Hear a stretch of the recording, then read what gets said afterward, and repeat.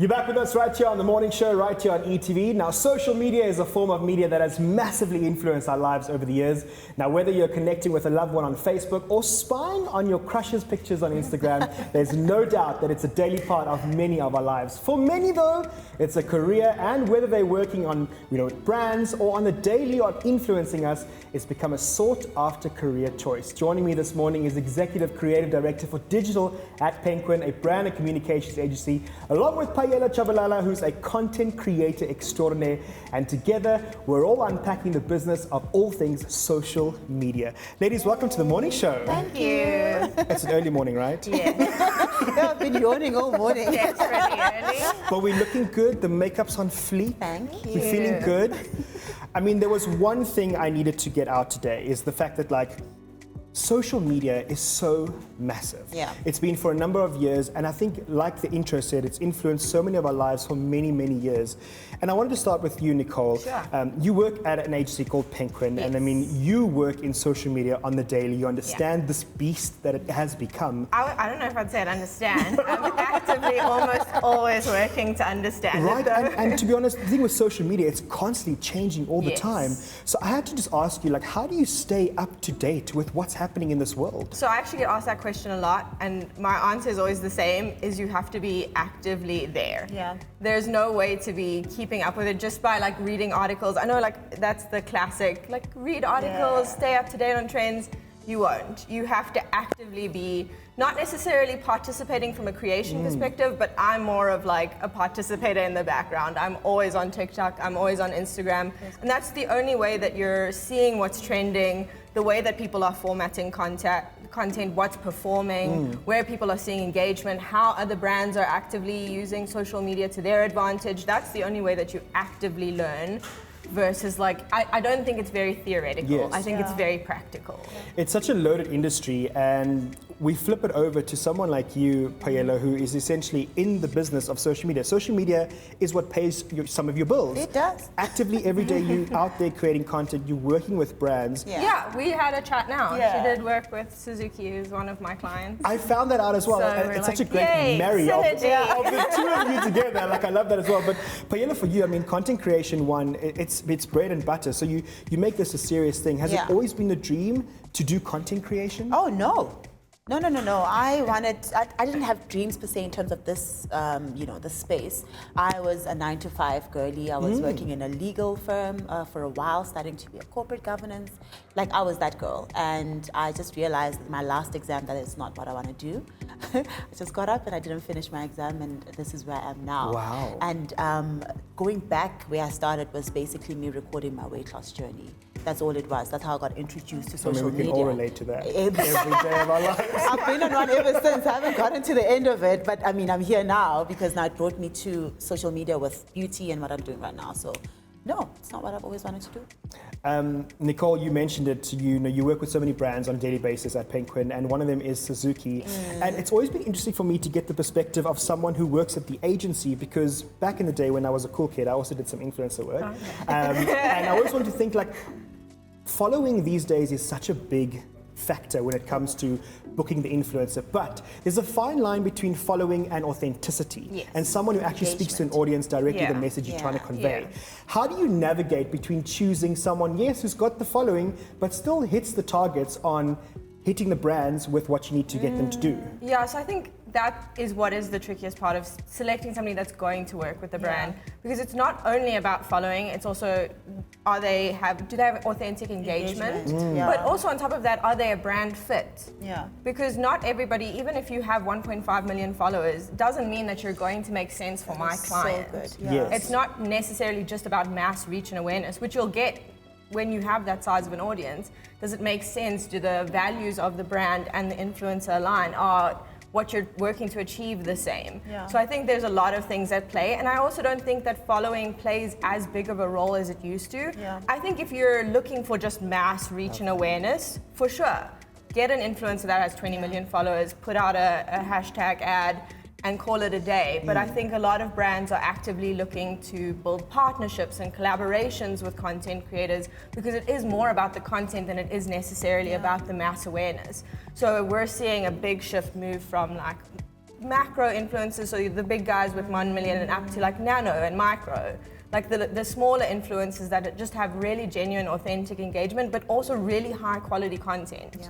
And that's usually like where I try and find the balance between like the quality of the content, the quality of the engagement, and then also the following. So there's like, it's not a one size fits all kind of answer. And actually, people can read through nonsense that Yeah. you're not trying to get a check now, you know. So you can alienate your followers if you just work with any brand that does not align. And I also with what think you from do. a brand perspective, you don't necessarily want to work with somebody that doesn't buy into your brand. Exactly. Because then it Exactly. seems kind of fake. You're kind of like, yeah. oh, it doesn't make sense not that even this kind of fake. person uses this product. Yeah, that's I'm so just true. listening to you ladies talk, and That is so true. it just shows you that social media is not just one-dimensional. Oh, no. This is just one aspect we are talking Yeah. about today. And I mean, Nicole, I can imagine in your day-to-day at Penquin, there are so many fundamentals that go into social media.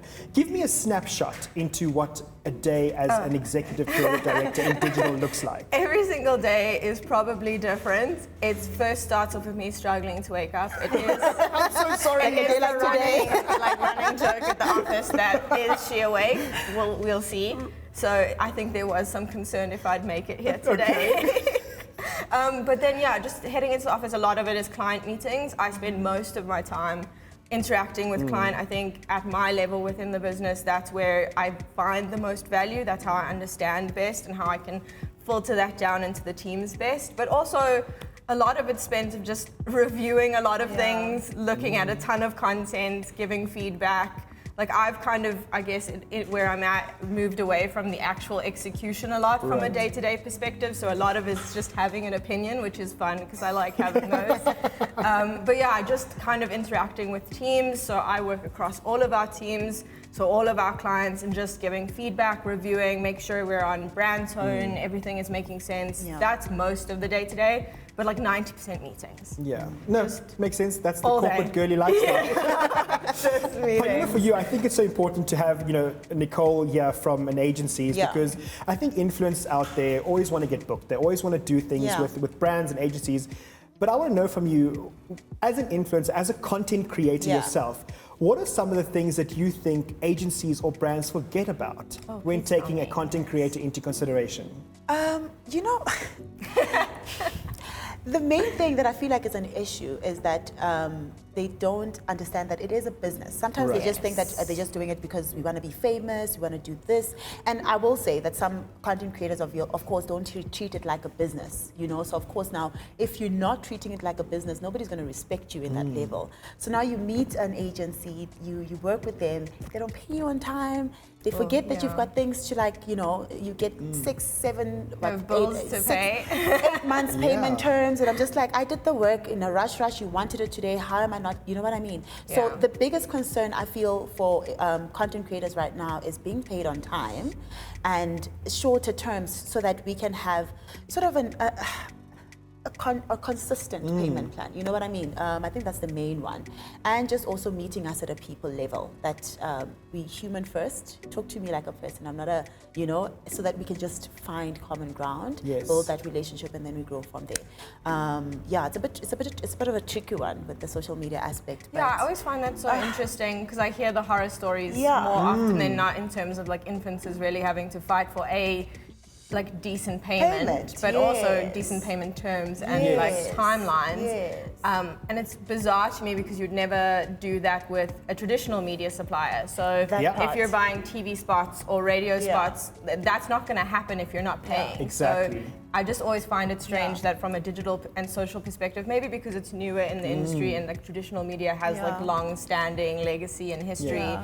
and like as we're creating new and like fun ways to do things online, you kind of don't necessarily have those structures and Yeah. processes That's why- as stipulated. Exactly Yeah. that. That's why conversations like this are so important. important, I'm yes. glad we're having them today, because Payelo, you essentially started as a content creator, Yes. and now you're venturing into a new business, and it just goes to show how social media starts here, but And then then the you grow dream from it. evolves, That's and true. now you've started a brand called Doreen. Yes, I did. It's named Cool. after my grandmother. It is a hair. It still makes sense because it's within my niche. You know what I Yes. mean? Yeah. Because I know I love hair, I love beauty, I love doing all these things. But then how do I monetize out of it without now depending only on brand work? Just basically breaking generational curses of having something that I know will be there even though I'm not in the industry, you know?